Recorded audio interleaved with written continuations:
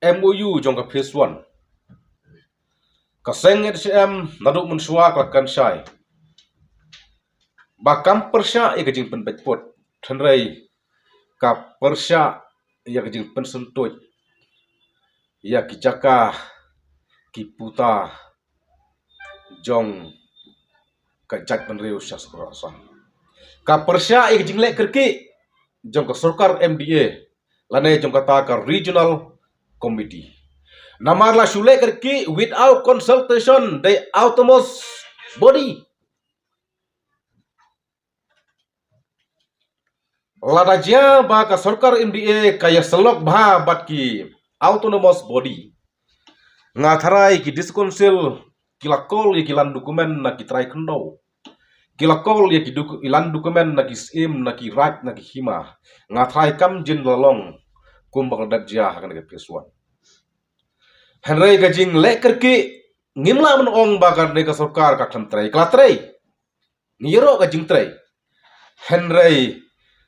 ngi susi ipat gajing trai kerki klaim da ya selok bha ya ki district council kapadai kanongri kanong sumar ya khendau ka siap jong kajak penreu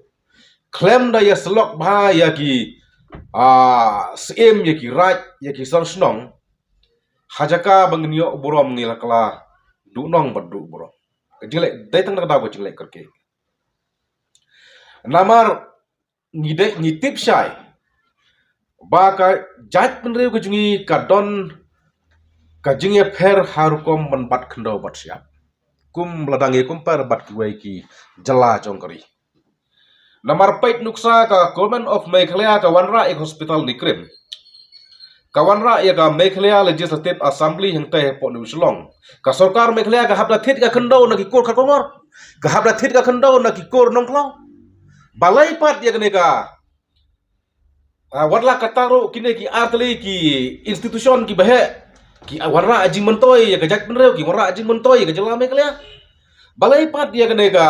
phase 1 ka baklam ka bala shu IA ya ka Government of Assam claim da ya selok ya kita try kento klaim da ya selok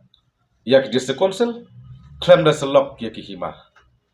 namar ha ka jak menriu jungi karukom bat kendo bat siap ngidon ki kendo kur ki kendo rai ngidon ru ki kendo simet tinga semua menong ba kane ka sarkar MDA ga jungi kumjur kata ka regional committee boundary committee ka le kerke